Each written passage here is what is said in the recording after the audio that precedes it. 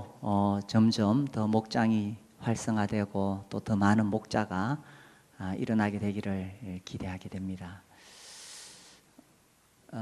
제가 교직 생활을 10년을 했었습니다. 근데 제일 그 중에서 1년 중에 아주 어색한 날이 있는데 스승의 날입니다. 스승의 날 중에서 아주 선명하게 기억이 나는 한 해가 있습니다. 그날 아침에 출근을 했는데 교탁위에 선물이 가득 놓여 있는 거예요. 깜짝 놀랐어요. 그전에는 그런 일이 없었거든요. 요즘은 뭐 무슨 법도 정해지고 그래서 선물을 못 하도록 되어 있죠. 제가 있을 때만 해도 감사의 마음으로 그렇게 선물을 하는데 뭐 그것이 얼마나 값이 나가느냐를 떠나서 거기 담겨 있는 학생들의 그런 마음을 보면서 아주 기쁘고 감동이 됩니다. 근데 그 해는 정말 이 산더미 같이 이렇게 교탁 위에다가 선물을 쌓아 놓았더라고요. 그래서 제가 그 해에는 더 열심히 아이들을 지도했던 기억이 있습니다. 때리기도 더 많이 때렸던 것 같아요. 그냥 안 넘어가고.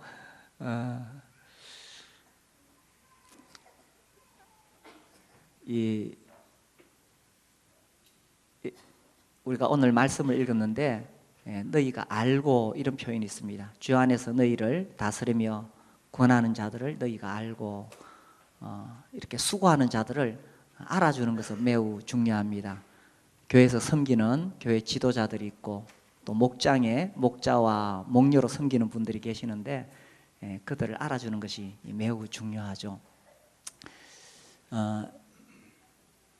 이 사도 바울이 이제 데살로니가 전서를 마무리하면서 이 마지막 부분에서 정말 그 데살로니가 교회가 더 건강하게 세워지기를 바라는 마음으로 이 교회 지도자들과의 관계 이것을 다루고 있습니다. 사실 데살로니가 전서에서는 예수님의 재림에 대해서 매우 강조하는 내용이죠. 이제 예수님의 다시 오심에 대해서 이야기를 하고 이제 데살로니가 전서 마지막 부분입니다. 끝을 맺으면서 이 데살로니가 교회 안에서 지도자들과 어떤 관계를 맺어야 되느냐 하는 것을 말하고 있습니다. 데살로니가 교회는 바울이 3주 머물렀다고 사도행전에 나오고 학자들은 한 3개월 정도 있었을 것이다 이렇게 추정하는데 그 짧은 기간 동안에 이 교회에 이미 이 지도자들이 있었던 것입니다. 초기에는 장로다, 감독이다 이렇게 부르게 되었지요. 교회 지도자들에 대해서 이 양극단의 해석이 있습니다. 하나는 성직주의, 그래서 성직자와 평신도를 나누는 거죠. 근데 성경은 그런 특별한 성직자가 있다고 말하고 있지 않습니다. 이게 이제 아주 가장 심한 곳이 로마 가톨릭 천주교입니다. 그 천주교에서는 성직자가 그야말로 하나님의 대리자인 것처럼 행동하죠. 그래서 뭐 고해성사, 신부에게 가서 죄를 고하고 또 뭐 화채설이라 그러죠. 그들이 이제 미사를 행할 때에 우리식으로 말하자면 성찬식을 행할 때에 신부가 떡과 잔에 대해서 축사를 하면 그 떡이 진짜 예수님 살로 변하는 겁니다. 그 포도주가 진짜 예수님 피로 변하는 겁니다. 그러니까 이 신부가 얼마나 대단한 사람입니까? 신부, 사제. 이 사제가 기도를 하면 떡과 잔이 예수님의 몸과 피로 변하는 것이니 그렇게 기도하는 그 엄청난 권위를 가지고 있다는 것입니다. 심지어 교황은 뭐 사제권까지 가지고 있습니다. 이것은 그야말로 잘못된 성직주의죠. 성경은 절대로 그것을 지지하지 않습니다. 반면에 또 이쪽 극단에서는 완전히 반성직주의가 있습니다. 아예 지도자들을 인정하지 않으려고 하는 것입니다. 그러나 성경에는 분명히 이 교회 지도자들이 있습니다. 장로와 감독이 있고 또 우리말로는 이제 목사라고 번역된 곳도 있는데 한국 기독교 문화에서는 목사죠, 그죠? 목사. 그래서 이와 같이 분명히 지도자들이 있는데 바울은 이제 이 편지를 마무리 지으면서 데살로니가 교회에 이 교회 지도자들과 성도들이 어떻게 관계를 가져야 되는가에 대해서 설명을 하고 있는데, 이렇게 말하고 있죠. 첫 번째로 주 안에서 수고하는 자들을 너희가 알고 알아라는 겁니다. 이 알아줄 때에, 수고하는 것을 알아줄 때에 더 열심을 낼 수 있고 힘을 낼 수 있죠. 또 목장 안에서 목자로 섬기는 분들을 알아주어야 됩니다. 알고. 그런데 이 사실 교회에 중심에 들어와 있지 않은 분들은 누가 교회에서 그렇게 열심히 일하는지 잘 모를 수도 있습니다. 교회는 다양한 지체들이 다양한 은사를 가지고 일하는데, 앞에서 드러나도록 일하는 사람이 있는가 하면 보이지 않는 곳에서 숨어서 일하는 사람들도 있습니다. 근데 그런 사람들을, 그 수고를 알려고 하면은 교회 중심에 들어와 있어야 알 수가 있겠죠. 지난 여름에 우리 교회에서 전국에 있는 청년들 한 200명 정도가 여기서 먹고 자고 3박 4일 했습니다. 그때 최고로 더웠습니다. 기억하실지 모르겠는데, 그때 진짜 그 우리나라 이번 여름이 더웠는데 최고로 더운 기간이었었습니다.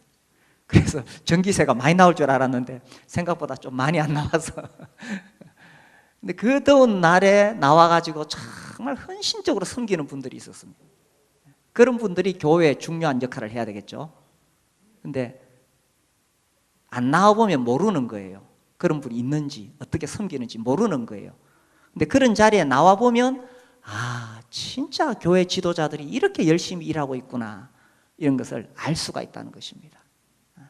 그래서 알아라고 해요. 그러면서 가장 귀히 여기며, 교회 지도자들에 대해서 가장 귀히 여기며, 이게 우리말 성경으로는 잘 표현이 안 나와 있는데, 여기에 보면 최상급 수식어를 쓰고 있습니다. 가장 귀인한 표현이 그냥 우리말로는 가장 귀인데, 이게 엄청난 최상급 수식을 쓰고 있습니다. 마치 이 강이, 뚝이 있는데 이 강물이 팍 차고 흘러 넘쳐서 그 뚝을 넘어 흘러가듯이 그렇게 귀하게 여기라, 이런 뜻이 여기에 담겨져 있습니다. 그래서 모든 한계를 넘어 넉넉히 넘쳐 흐르는, 이런 뜻을 가지고 있습니다. 가장 귀히 여기란 말이, 거센 물줄기가 마침내 뚝을 넘어 흘러 넘친같이 그렇게 교회 지도자들을 존중하라, 존경하라, 이런 의미가 담겨 있습니다. 그래서 그 유명한 성경학자인 핸드릭스는 이렇게 표현했습니다. 존경의 물결이 그 강둑 경계를 넘어 흘러 넘치듯이 그렇게 귀히 여기라. 우리말 성경엔 그렇게 표현이 안 돼 있죠. 그런데 이 본래 의미가 교회에서 지금 앞서서 일하고 있는 일꾼들을 그렇게 존중하라는 것입니다. 지금 교회에서 섬기고 있는 그런 일꾼들에 대해서 엘 모리스는 이렇게 표현했습니다. 그들의 인격보다는 그들의 사역으로 인하여 사랑과 존경을 받아야 한다. 뭐 장로라고 하지만 또 목자라고 하지만 부족한 것이 많습니다. 저는 이 말하는 것이 제 많은 역할인데, 저는 말을 하다 보니까 자꾸 이 말에서 잘못된 말이 나와가지고 말 꼬투리를 잡힐 때가 많습니다. 그래서 아무튼 이렇게든 저렇게든 부족한 것이 많습니다. 그러나 그들이 그렇게 수고하고 섬기고 있기 때문에 비록 인격이 좀 부족하더라도 그런 존경을 받아야 된다라는 의미가 담겨져 있다는 것입니다. 우리 디모데전서 5장을 볼까요?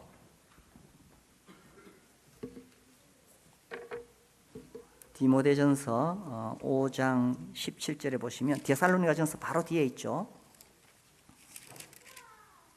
5장 17, 18절 우리 같이 한번 읽겠습니다. 시작. 잘 다스리는 장로들은 배나 존경할 자로 알되 말씀과 가르침에 수고하는 이들에게는 더욱 그리할 것이니라. 성경에 일쓰되 곡식을 밟아 떠는 소의 입에 망을 씌우지 말라 하였고 또 일꾼이 그 싹을 받는 것은 마땅하다 하였느니라.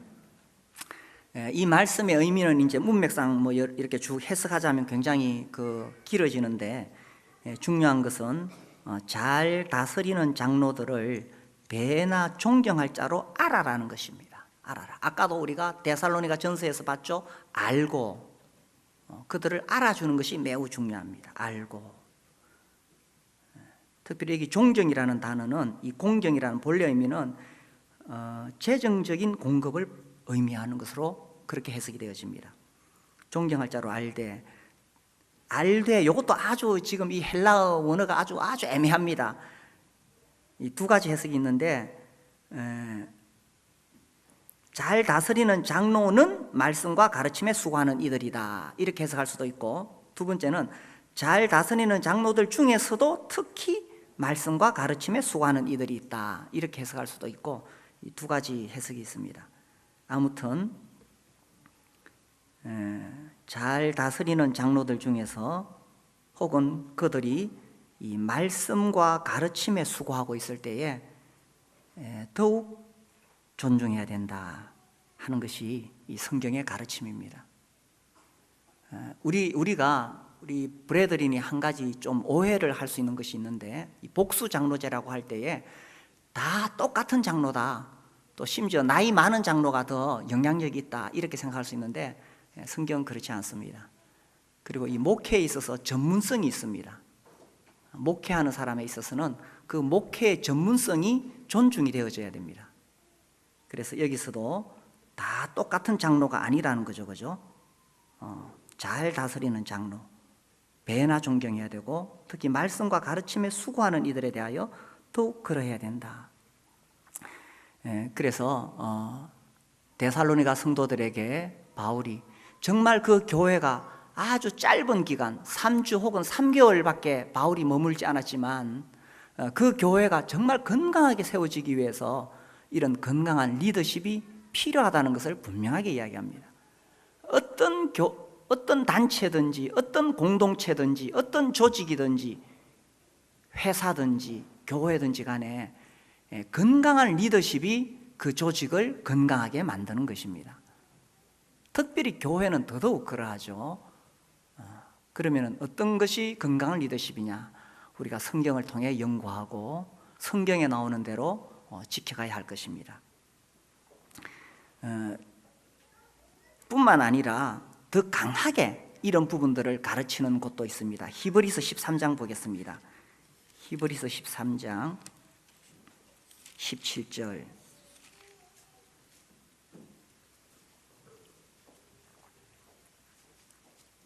13장 17절 우리 같이 한번 읽어보겠습니다. 시작. 너희를 인도하는 자들에게 순종하고 복종하라. 그들은 너희 영혼을 위하여 경성하기를 자신들이 청산할 자인 것 같이 하느니라. 그들로 하여금 즐거움으로 이것을 하게 하고 근심으로 하게 하지 말라. 그렇지 않으면 너희에게 유익이 없느냐. 제가 가능하면 성경에 나오는 모든 말씀을 골고루 다 가르치려고 합니다. 설교 시간에 다양한 주제를 다 다루려고 합니다. 그러나 사실 쉽지 않은 부분이 있습니다. 본문 자체가 구약의 선지서를 다루려고 그러면 설명이 너무나 길어지기 때문에 제가 구약의 선지서는 잘 설교 본문으로 잘 사용을 하지 않습니다. 뭐 본문이 그러하기도 하지만 주제가 아주 어려운 주제가 있습니다. 제가 설교를 해보니까 두 가지 주제가 참 어려워요. 하나는 교회 지도자들에게 방금 읽은 말씀입니다. 순종하고 복종하라. 요즘같이 민주주의 시대에 인권 주장하는 시대에 뭐 순종, 복종, 권위 뭐 이런 이야기하면 권위주의자라고 낙인이 찍힙니다. 그래서 참 이게 설교하기 어렵고, 또 하나 두 번째 진짜 또 설교하기 어려운 거는 11조 헌금에 대한 겁니다. 성경은 이걸 굉장히 중요하게 여기는데 제가 거의 잘 설교를 하지 않죠. 그래서 제가 해마다 결심을 합니다. 올해는 꼭 이거 두 가지 설교해야지. 근데 한 해 지나가고 올해는 꼭 해야지 하다 또 지나가고 흘러가는데 모르겠습니다. 또 가까운 시일 내에 제가 한번 아무튼 이 두 가지 주제에 대해서 힘들지만 어렵지만 한번 설교를 해보려고 그렇게 생각하고 있습니다. 여기 너희를 인도하는 자들에게 순종하고 복종하라. 어떻게 이것이 마음에 받아들여지게 됩니까?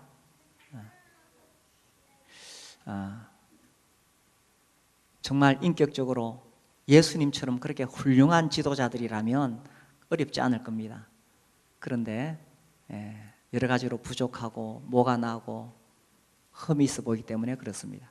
근데 중요한 것은 한 가지는 우리 성도님들이 받아들이기를 바랍니다. 그것은 우리 교회에 저를 비롯해서 장로님들이 있고 또 저도 전심으로 일하고 있지만 어떤 사심을 가지고 이 교회를 내 유익을 위해서 어떻게 해보려고 하지는 않는다는 것입니다. 어떻게 하면 이 교회가 주님의 교회가 될 수 있을까? 또 우리 모두에게 유익한 교회가 될 수 있을까? 또 하나 저에게 큰 관심은 앞으로 20년 후에 30년 후에 이 교회의 미래가 어떻게 될 것인가? 여기에 제가 굉장히 큰 관심이 있습니다. 우리 뒤에 어린 아기들이 있는 것이 너무 감사하고 또 우리 교회 이 30대 아기들 키우면서 참 어렵고 힘든 때에 이렇게 어쨌든 아기들 데리고 와서 예배 드리려고 애를 쓰고 이런 모습들 볼 때 제가 얼마나 감사한지 모릅니다. 잠시 후에 우리 교회는 지금의 30대들이 이끌어가야 되고 또 조금 지나면 지금 저기 있는 아기들이 우리 교회를 이끌어가야 됩니다. 그래서 미래를 내다보고 이런저런 교회 안을 내기도 하고 또 이렇게 하면 좋겠다 그렇게 하기도 하고 할 때에 어떻게 하면 우리 교회가 주님 오실 때까지 건강한 교회가 될 수 있을까? 이것이 저를 비롯해서 우리 장로들의 마음입니다. 그래서 성경에서는 순종하고 너희를 인도하는 자들에게 순종하고 복종하라. 이 같은 말인 것 같은데 왜 반복해서 쓰였을까요? 제가 어떤 책을 보니까 이렇게 설명이 되어 있더라고요. 순종은 어떤 일을 하라고 했을 때의 행동의 문제이며 복종은 어떤 일을 하라고 했을 때의 태도의 문제이다. 그 말이 그 말 같죠? 이런 겁니다. 자, 형제님들 예배 시간에 좀 앞쪽으로 땡겨 앉으세요. 여기 빈자리가 있네요. 이렇게 말할 때에 아이고 내가 순종해야지 하면서 뒤에 계신 분이 앞으로 오면은 이건 순종입니다. 아유 난 앞에 앉기 정말 싫어. 이렇지만 앞에 오면은 순종입니다. 근데 복종은 뭐냐? 그렇게 말씀하시니까 당연히 그런 이유가 있겠지. 아이고 내가 미처 몰랐구나 하고 마음에서부터 동의하면서 앞으로 오면은 그건 복종인 거예요. 그래서 순종하고 복종하라. 21세기 대한민국에서는 진짜 통하지 않는 단어지요. 요새 학교에서 선생님도 우습게 여기고 그죠? 회사에서 사장님도 우습게 여기고 뭐 정치 지도자들도 우리는 쉽게 판단을 합니다. 교회에서도 그럴 수 있습니다. 심지어 부모에 대해서도 그러하죠. 근데 성경은 분명하게 권위를 이야기하고 질서를 이야기하고 있습니다. 현직 지금 일하고 있는 교회 지도자들에게 너희를 인도하는 자들에게 순종하고 복종하라고 그렇게 가르치고 있는 것입니다. 이 신학자인 웨인 그루뎀은 이렇게 표현했습니다. 여기서 말하는 복종은 절대로 쌍방향이 아니다. 성경에서 말하는 복종은 일방향이다. 이렇게 표현합니다. 무슨 말이냐면 서로 복종하라는 뜻이 아니라는 거예요. 성경에서는 어떤 권위가 있고 질서가 있을 때 그 아래 복종하는 것이지 서로 간에 복종한다는 의미가 아니라는 것입니다. 그래서 교회 안에 이러한 질서가 있을 때 건강한 교회가 된다. 바울은 마지막에 이것을 강조할 수밖에 없었다는 것입니다. 그래서 제가 다른 참고 서적을 보니까 순종은 공동체를 이끄는 자들을 따를 때 진심으로 협조하는 것이다 이렇게 되어 있습니다. 공동체를 이끄는 자들, 인도자들이 사심을 가지고 자기 유익을 위해서 어떤 일을 하려고 한다면 안 되겠지만 정말 우리가 이 교회를 주님의 교회로 생각하고 그렇게 섬기려고 하고 있습니다. 나는 못 믿겠다 그렇게 하지 말고 진심으로 협조하는 것이 순종이고, 복종은 책임 맡은 자들의 권위 앞에 무릎 꿇고 따르는 것이다. 이렇게 되어 있습니다. 그래서 비록 교회 앞서 일하는 분들이 인격적으로 좀 부족하고 어렵고 그러하더라도 성경은 이렇게 이야기합니다. 너희를 인도하는 자들에게 순종하고 복종하라.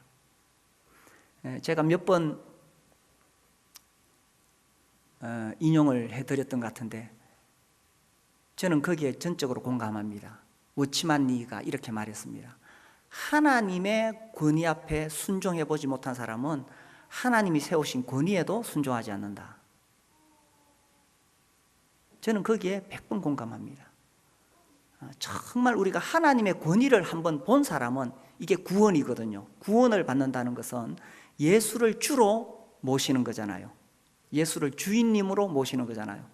정말 예수님을 주인님으로 모시고 하나님의 권위를 경험해 본 사람은 하나님이 세우신 권위, 하나님 세우신 사람에게도 순종할 수 있습니다. 만약에 하나님께 진정으로 하나님의 권위를 경험해 보지 못했다면 하나님이 세우신 권위에도 순종을 할 수가 없습니다. 왜냐하면 여전히 자기 자아가 살아있기 때문입니다. 그래서 바울은 이 데살로니가 성도들에게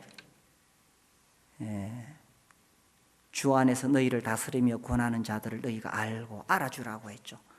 그 다음에 그들의 역사로 말미암아 사랑 안에서 가장 귀히 여기며 그들을 귀하게 여겨라. 가장 귀히 여긴다는 이 최상급 표현이 여기 숨어 있다 그랬죠. 그렇게 할 때에 건강한 교회가 되고 또 우리 교회도 이렇게 리더십이 존중이 되어질 때에 건강한 교회가 된다는 것입니다. 교회는 민주주의가 아닙니다. 사람들의 여론에 따라 움직이는 것이 아닙니다.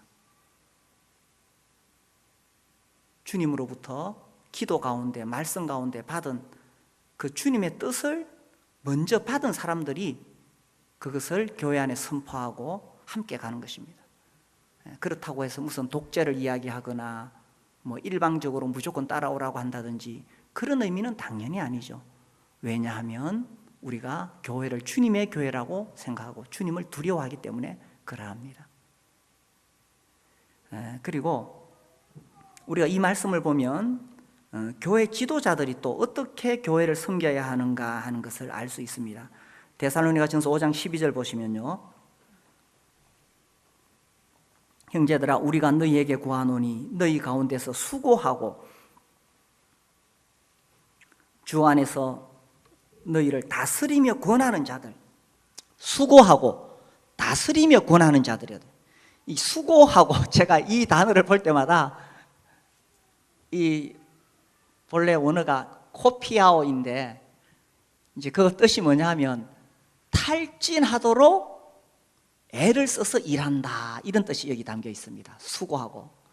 그러니까 교회 지도자들이 어떻게 교회를 섬겨야 되느냐 하면 자기가 가진 에너지가 탈진하도록 그 양들을 위해서 기도하고 섬겨야 된다는 것입니다. 장로들이 그러하고 또 목자들이 그러하고. 근데 이 단어가 코피아오가 제가 그 단어를 떠올 때마다 그래 맞아, 코피가 나도록 그렇게 수고해야 돼. 탈진하도록, 코피가 나도록. 왜냐하면 이것이 너무나 가치 있는 일이기 때문에. 주님의 교회를 섬기는 것보다 더 가치 있는 일이 어디 있겠어요? 그래서 우리가 잘 아는 워너메이커 이야기 있죠, 그죠? 최신부, 그 번역하기가 좀 곤란한데 하여튼 장관하라고, 대통령이 장관하라고 부르니까 내가 바빠서 장관을 못합니다. 그랬어요. 아니 사업이 아무리 바쁘더라도 나라를 위해서 좀 헌신하셔야죠. 그러니까 그분이 하시는 이야기가 내가 사업이 바빠서 그런 게 아니고 주일학교 어린이들 섬기느라고 바빠서 장관 자리 못하겠습니다 이랬어요. 우리나라에서도 장관은 영광스러운 자리인데 그 큰 나라 미국에서 장관이 된다는 거 얼마나 영광스럽습니까? 그러나 주님을 섬기는 사람들은 그런 거 우습게 여깁니다. 주님을 섬기는 것보다, 주님의 교회를 섬기는 것보다 더 위대한 일이 어디 있습니까? 과거에 어떤 직업을 가지고 있었든지 간에 또 현재 내가 어떤 직업을 가지고 있든지 간에 주님을 섬기는 것보다 더 귀한 일이 어디 있습니까? 그래서 기꺼이 그런 직업을 버리고 전심으로 섬기는 사람도 있고, 또 우리 목자 목녀님들은 아무리 사업이 바빠도 그 목장을 섬기기 위해서 직업을 뒤로 하고 목장을 섬기려고, 주님 맡겨주신 그 양들을 섬기려고 그렇게 헌신하는 거죠. 이게 너무나 가치 있기 때문에 코피가 나도록 해도 의미가 있다는 것입니다. 지난주엔 제가 이 목회자 컨퍼런스에 갔는데 거기서 이 새롭게 저에게 들려온 이야기가 있었습니다. 우리가 이제 목장을 하면 늘 섬김 이렇게 이야기하는데, 섬김의 수고가 있어야 되죠. 서로 섬겨야 됩니다. 그런데 이번에 이제 제가 강의를 듣는 중에 우리가 섬김의 수고가 있는데 그것보다 더 중요한 수고가 있다. 섬김의 희생이 있는데 그것보다 더 중요한 희생이 있다. 그게 뭘까요? 그것은 기도의 수고이고 기도의 희생이다. 제가 그 말씀 들으면서 아멘 했습니다. 우리 목자 목녀님들이 정말 목장을 위해서 수고하실 때에 지금 잘 하십니다. 참 열심히 섬기고, 우리 교회 목자님들처럼 이렇게 잘 섬기는 목자님들이 없습니다. 여기서 나아가 섬김의 수고 위에 기도의 수고, 섬김의 희생 위에 기도의 희생이 있어야 진정한 수고가 된다는 것입니다. 그래서 교회 지도자들은 어떻게 해야 되느냐? 주님이 맡겨주신 양들을 위해서 수고하는 것입니다. 그리고 또 다스리며 권한다고 되어 있죠. 이 다스린다는 뜻은 앞에 서다 그런 뜻으로, 이제 선두에 가니까 지도한다, 인도한다, 돌본다 그런 뜻을 가지고 있습니다. 그래서 교회 지도자들은 교회 양들을 지도하고 돌보고 또 다스리며 권한다고 되어 있죠. 이 권한다는 의미는 우리말로는 그냥 권한다고 되어 있는데 거기에 담겨져 있는 의미가 이렇습니다. 나쁜 행위를 하는 자들을 꾸짖고 징계한다. 제가 이 말씀을 읽으면서 아이고 주님, 나 이거는 못하는데요. 옛날에 70년대 80년대 같으면은 그런 게 가능했을 거예요. 막 목사님들이 막 꾸짖고 막 이렇게 해도 되는데, 요즘은 좋게 말해도 잘못 말하면은 삐집니다. 그런데 여기 권한다는 의미가 나쁜 행위를 할 때에 꾸짖고 징계한다 이런 뜻이 있어요. 저는 우리 교회가 정말 이런 관계가 되었으면 좋겠어요. 서로를 신뢰할 때 이게 가능하겠죠. 목장 안에서도 목자님이 목원이 잘못하면 불러다 놓고 너 이러면 안 된다 하고 꾸짖고 징계할 수 있어야 됩니다. 목장 안에서 그렇게 되고, 교회 안에서도 장로님들이 불러가지고 형제님 이렇게 하면 안 돼요, 이런 관계가 될 수 있다면 진짜 건강한 교회가 되겠죠. 그러기 위해서는 우리가 서로 간에 신뢰가 필요하다고 생각이 되어집니다. 왜 장로들이 나를 불러서 저렇게 말할까? 내가 미워서가 아니라 정말 나를 생각하고 저렇게 이야기하고 있구나. 목장에서도 왜 목자님이 나한테 자꾸 저렇게 이야기할까? 나를 미워해서 그런 게 아니라 정말 내가 잘 되기를 바라기 때문에 저렇게 하는 것이구나. 이런 신뢰관계가 되어져야 되겠죠. 우리 교회가 정말 그렇게 되었으면 좋겠어요. 교회 지도자들이라고 해서 완벽하지 않습니다. 여러 가지로 부족하지만, 그러나 또 교회가 더 잘 되기를 바라는 마음으로 불러가지고 꾸짖을 수도 있고 또 위에서 기도해주고, 그렇게 갈 때 이 교회가 건강하게 세워져 간다는 거죠. 또 이 교회 지도자들의 중요한 역할에 대해서 아까 우리 히브리서 13장 17절 봤는데 다시 한번 보겠습니다.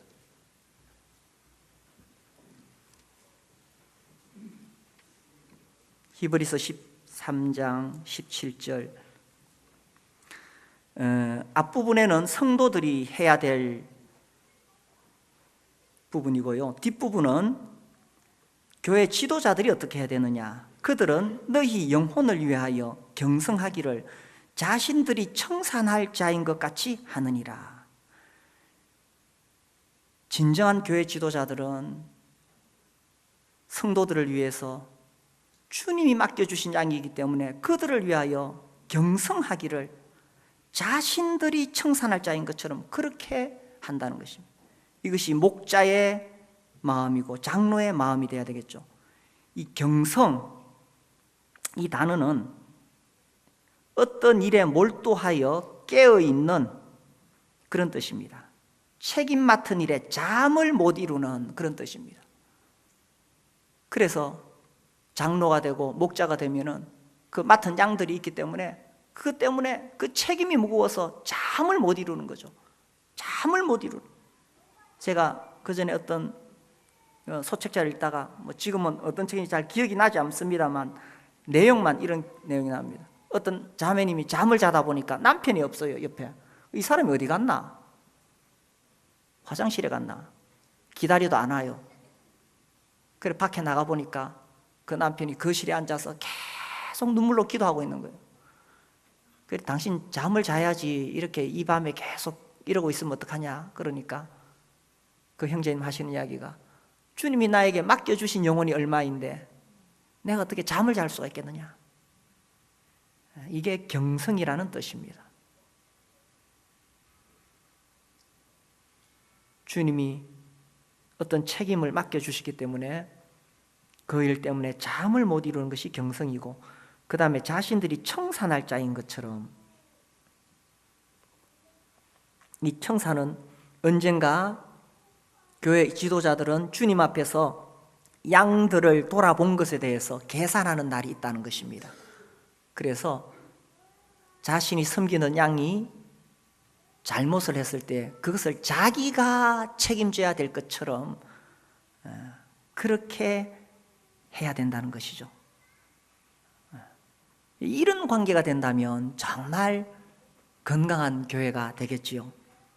성도들은 인도하는 자들에게 순종하고 복종하고, 또 인도하는 자들은 정말 그들의 영혼을 위해서 그 책임이 무거워서 잠을 못 이루고 주님 앞에서 자기가 계산할 것처럼 그렇게 기도하고, 이런 관계가 된다면 얼마나 아름다운 교회가 되겠습니까?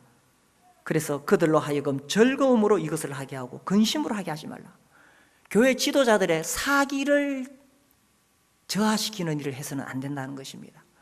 정말 교회 지도자들이 정말 기쁨으로 즐거움으로 더 열심히 할 수 있도록 격려해주고, 그 목자들을 격려해주고, 교회 장로들 격려해주고, 아이고 수고가 많으십니다. 우리를 위해 기도해 주시느라고. 그러면 기도 안 하던 목자도 기도하겠죠. 격려해 주는 겁니다. 즐거움으로 하게 하고 근심으로 하게 하지 말고, 막 속을 썩이니까 지도자를 우습게 여기고 권위를 무시하고 사람들 앞에 막 함부로 이렇게 하니까 그럼 무슨 즐거움이 있겠어요? 그럼 근심으로 하게 되고, 그렇게 하면 그렇지 않으면 너희에게 유익이 없느니라. 지도자들이 억지로 교회를 하게 된다면 결국은 성도들에게 아무 유익이 없게 된다는 것입니다. 그래서 우리가 이런 관계가 돼야 된다는 거예요. 이런 관계.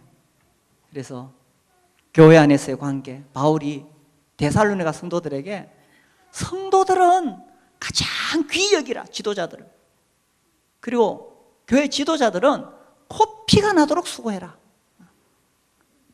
그리고 데살로니가전서 우리가 읽었던 5장 13절 뒤에 보면 너희끼리 화목하라. 이 너희끼리, 지도자와 성도들 간에, 또 성도들 간에, 또 지도자들끼리 너희끼리 화목하라. 화목하라. 그렇죠. 특별히 교회 지도자들끼리 갈등이 있으면 그 교회는 진짜 망하는 교회입니다. 아이들이 엄마하고 아빠하고 싸우면 얼마나 불안하겠어요. 근데 안타깝지만 그런 교회들이 많이 있습니다. 저도 주위에서 그런 교회들을 봅니다. 장로들끼리 싸우는 거예요. 그러면 안 돼요. 그건 정말 주님 앞에서 악한 겁니다. 장로들은 한 통속이 돼야 됩니다. 욕을 먹더라도 장로들은 한 통속이 돼야 돼요. 하나가 돼야 돼요. 그래서 흔들리지 않고 교회를 이끌어 가야 된다는 것입니다. 그래서 장로들끼리 화목하고, 또 성도들끼리 화목하고, 또 장로와 성도들이 화목하고, 그것이 건강한 교회라는 것입니다. 근데 교회 리더십이 인정되지 않으면 교회 전체가 어려워지게 된다는 것입니다. 성경은 무엇을 이야기합니까? 가장 귀히 여기며, 가장 귀히 여기며. 그 억지로가 아니라 마음에서부터. 이 사탄이 하는 일과 성령이 하는 일은 분명합니다. 성령은 어떻게 해서든지 너희끼리 화목하라. 하나가 되도록 계속 성령은 하나가 되게 하시고요. 사탄은 이간질하고 분열시킵니다. 어떻게 해서든지 나와서 특히 장로들 사이를 이간질시키면 사탄은 성공한 겁니다. 그러면 장로들끼리 이간질이 돼서 마음이 나뉘게 되면 교회가 어려워지는 거예요. 그리고 장로와 성도들 사이를 또 이간질시키는 이 사탄이 하는 거예요. 성령은 하나 되게 합니다. 성령은 우리 모두가 한 통속이 되게 하는 것입니다. 그래서 그렇게 하나가 되어질 때에 그때에 그 안에서 성령의 역사가 일어나고 구원의 열매가 생기게 된다는 것입니다. 이렇게 해서 이 사도 바울이 마지막으로 정말 이 교회 리더십에 대해서 이야기한 다음에 또 이 목장 안에서 교회 안에서 어떻게 해야 될까? 6가지 권면이 있는데 그것을 살펴보겠습니다. 데살로니가전서 5장 14절 형제들아 너희를 권면하노니 게으른 자들을 권계하며 마음이 약한 자들을 격려하고 힘이 없는 자들을 붙들어주며 모든 사람에게 오래 참으라. 상가 누가 누구에게든지 악으로 악을 갚지 말게 하고 서로 대하든지 모든 사람을 대하든지 항상 선을 따르라. 제가 살려보니까 6가지더라고요. 이 마지막으로 이제 편지를 마무리합니다. 특별히 게으른 자들을 어떻게 하라고요? 권계하라. 여기서 이제 게으르다는 표현이 데살로니가 전서 전체를 볼 때는 규모 없는 자, 대열에서 이탈한 자. 그러니까 예수님의 재림이 가깝다고 생각하니까 굳이 먹고 사는 거 이런 거 일할 필요 있나? 예수님이 곧 다시 오실 건데 이러면서 빈둥거리는 사람들이 있었다는 것입니다. 데살로니가 교회에. 그래서 그런 자들에게 규모 없는 자들, 게으른 자들에게 권계하라. 근데 뿐만 아니라 그런 의미뿐만 아니라 일반적으로도 게으른 자들에 대해서는 분명히 교회에서 교회 지도자들이 권계해야 되고 목장 안에서 서로 간에 게으르지 맙시다 이렇게 해야 돼요. 그 전에 우리 교회에서 교회적으로 제가 읽도록 권하였던 책이 있습니다. 거룩한 삶의 은밀한 대적인가? 게으름 하는 책이 있어요. 그 책 안 보신 분 있으면 꼭 한번 보시기 바랍니다. 거룩한 삶의 은밀한 대적 게으름. 성경에 보면 막 앞에서부터 게으름에 대한 이야기가 쫙 나오고요. 특히 잠언에 들어가면 게으름이 얼마나 문제인가를 계속 지적합니다. 게으름. 그렇죠. 게으름은 죄다. 성경에서는 게으름은 죄다 이렇게 나옵니다. 성도님들 주일 아침에 늦잠 자고 싶지만 예배 시간에 게을러서 지각하는 것은 게으름입니다. 제가 요즘 최근에 보니까 제가 잔소리를 좀 많이 해서 그런지 요즘 우리 어린 아기들을 둔 30대 엄마 아빠들이 일찍 나와요. 저는 참 고맙다고 생각합니다. 예배 시간에 특히 우리는 매주 성찬식 하는데 그 시간에 아이들이 막 뒤에서 뛰놀고 시끄럽게 하도록 내비두세요. 아이들이 그걸 보고 배우는 거예요. 아이들이 어른들이 예배 드리는 것을 보고 배우는 거예요. 아이고 시끄러우니까 너가 다 밖에 나가라. 밖에 쫓아내버리면은 아이들이 볼 기회가 없어요. 우리가 정말 순수하게 귀하게 지켜온 이 십자가 복음의 진리는 매주 행하는 떡과 잔을 통해서 우리 자녀들에게 전해집니다. 그래서 이 예식이 무슨 뜻이냐? 출애굽한 이후에 자식들이 아버지에게 묻거든 아버지가 자식들에게 대답하라고 이야기했어요. 우리가 이집트에서 노예 생활할 때에 하나님께서 우리를 건져주셨다.